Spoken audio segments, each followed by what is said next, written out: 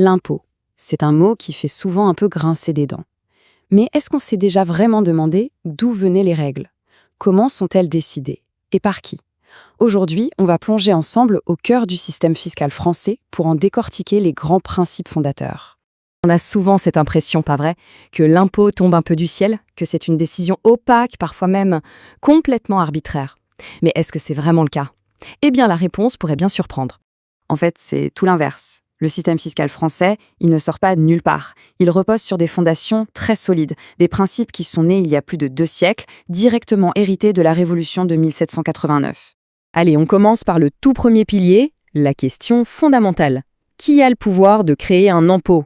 La réponse tient en 3 mots. Le principe de l'égalité. Et voici la pierre angulaire de tout notre système. Cet article 14 de la Déclaration des droits de l'homme et du citoyen est absolument crucial. Il pose un principe qui peut sembler simple, mais qui à l'époque était révolutionnaire, le consentement à l'impôt. Autrement dit, pas de taxation sans représentation. Alors, qu'est-ce que ça veut dire concrètement? Que ce sont les représentants des citoyens, c'est-à-dire les députés et les sénateurs, qui ont un pouvoir quasi exclusif en la matière.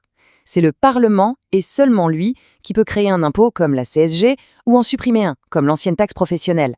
Il décide de tout. Qui paie, sur quoi on paie, à quel taux et comment on va collecter l'argent. C'est vraiment notre garantie démocratique. Mais là où ça devient intéressant, c'est quand on regarde les impôts locaux. Le Parlement ne va pas décider du taux de la taxe foncière dans chaque commune de France, bien sûr. Il va plutôt créer le cadre général, il crée la taxe, il fixe une fourchette de taux avec un minimum et un maximum. Et ensuite, ce sont les collectivités, par exemple le conseil municipal d'une commune, qui décident si elles veulent l'appliquer et qui votent le taux précis à l'intérieur de cette fameuse fourchette. C'est un équilibre assez fin entre la loi nationale et l'autonomie locale. Passons maintenant au deuxième grand principe. Si la loi fixe l'impôt, comment est-ce qu'on s'assure qu'il soit juste? C'est là que le principe d'égalité entre en jeu. Mais attention, le mot égalité ici est un peu un piège. Ça ne veut surtout pas dire que tout le monde paye la même chose. L'article 13 de la Déclaration est très clair, la contribution doit être répartie en raison des facultés de chacun. Le mot-clé ici, c'est faculté, autrement dit la capacité à payer. Et c'est justement ce principe qui justifie la progressivité de notre impôt sur le revenu. C'est 25%. Ce chiffre a fait couler beaucoup d'encre. Il s'agissait d'une proposition de taxe sur les très hauts revenus. Sur le papier, on pourrait se dire que c'est le symbole parfait de la contribution selon les facultés, n'est-ce pas? Et pourtant, cette taxe a été invalidée par le Conseil constitutionnel. Mais attention, la raison n'est pas celle qu'on imagine souvent. Ce n'est pas parce que le taux a été jugé trop élevé ou confiscatoire. Alors, pourquoi a-t-elle été retoquée? Le problème, il est là, parfaitement illustré par cet exemple. La taxe devait être calculée sur les revenus individuels et non sur ceux du foyer fiscal. Regardez bien, nos 2 couples ont exactement le même revenu total pour le foyer, 1 100 000 euros. Pourtant, le couple A, où une seule personne gagne plus d'1 million, aurait été taxé, mais pas le couple B. Le Conseil constitutionnel a donc dit stop, ça, c'est une rupture d'égalité, parce qu'on traite différemment des foyers qui sont dans une situation économique identique. Cet exemple nous amène tout droit à une autre question un peu délicate. Si on doit traiter les situations identiques de la même façon, que fait-on des fameuses niches fiscales? Ces avantages qui, par définition, créent des différences de traitement. Ne sont-elles pas une forme d'inégalité? Eh bien, la réponse est non, pas forcément, mais à des conditions très strictes. Le principe d'égalité autorise des différences, mais il faut cocher plusieurs cases. Premièrement, il faut un but d'intérêt général, comme encourager la protection de l'environnement. Deuxièmement, les critères doivent être objectifs, pas arbitraires. Et troisièmement, l'avantage fiscal ne doit pas être disproportionné. L'impôt devient alors plus qu'un simple prélèvement, c'est un outil pour orienter les comportements vers des objectifs collectifs. On aborde maintenant le troisième et dernier pilier, le principe de nécessité.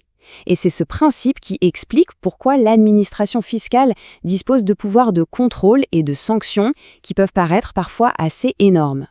Et oui, on y revient encore à la déclaration de 1789. Ce texte nous dit que l'impôt, la contribution commune, est indispensable pour financer l'État, la police, la justice, les écoles. Et de cette nécessité découle une conséquence logique. Pour que cette collecte fonctionne, l'État doit se donner les moyens de la faire respecter et donc de lutter contre la fraude. Et ces moyens sont gradués. On ne sort pas l'artillerie lourde tout de suite. Ça commence souvent par un simple contrôle sur pièce, depuis un bureau. Si des choses semblent bizarres, l'administration peut demander des justifications. Si les doutes persistent, elle peut lancer un examen approfondi de la situation fiscale personnelle. Et enfin, tout au bout de la chaîne, pour les cas de fraude les plus graves, elle peut mener une perquisition, mais attention, seulement avec l'autorisation d'un juge. Et si la fraude est avérée, il existe 2 bras armés pour sanctionner. D'un côté, la sanction fiscale, qui est infligée directement par l'administration, c'est une majoration de l'impôt qui était dû, et ça peut monter très haut. De l'autre côté, pour les cas les plus sérieux, il y a la sanction pénale. Là, ce n'est plus l'administration qui décide, mais un tribunal, et ça peut aller jusqu'à de la prison ferme. La grande question qui s'est posée, c'était est-ce qu'on peut subir les deux en même temps, la prison et la majoration? La réponse, qui a été confirmée notamment dans la très médiatique affaire Cahuzac, est oui. Ce cumul des sanctions est possible, mais il est réservé aux cas de fraude les plus graves, pour que la réponse reste toujours proportionnée à la faute. Bon, on a vu les grands principes, mais comment est-ce qu'on passe de ces grandes idées constitutionnelles à notre feuille d'impôt?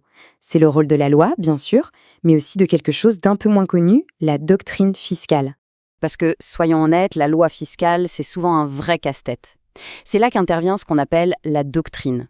Pour faire simple, c'est le mode d'emploi de la loi qui est rédigé par l'administration fiscale elle-même. Son but est double, aider les contribuables à y voir plus clair et s'assurer que tous les agents des impôts appliquent les règles de la même façon partout en France. Et ce n'est pas secret, tout est public et accessible en ligne sur le site du BOFIP. Mais alors, ça soulève une question essentielle. Imaginons un instant, on suit à la lettre l'interprétation officielle de l'administration et quelques mois plus tard, elle change d'avis. Est-ce qu'on se retrouve subitement en faute?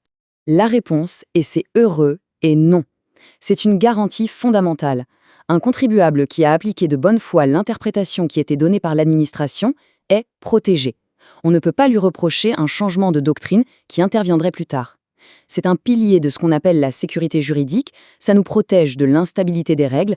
En résumé, tout le système fiscal français repose donc sur cet équilibre entre 3 piliers constitutionnels. La légalité, seul le Parlement peut créer l'impôt. L'égalité, chacun doit contribuer en fonction de ses capacités. Et la nécessité, l'État doit avoir les moyens de collecter cet impôt pour financer nos services publics. Au fond, l'impôt, ce n'est pas qu'une simple question technique, c'est au cœur de notre contrat social. Ce qui nous laisse avec une dernière question. Dans ce contrat, où l'État a le pouvoir de prélever et le citoyen le devoir de contribuer, comment est-ce qu'on s'assure que chaque partie respecte bien ses engagements et que la confiance est maintenue? La réflexion, elle, reste ouverte.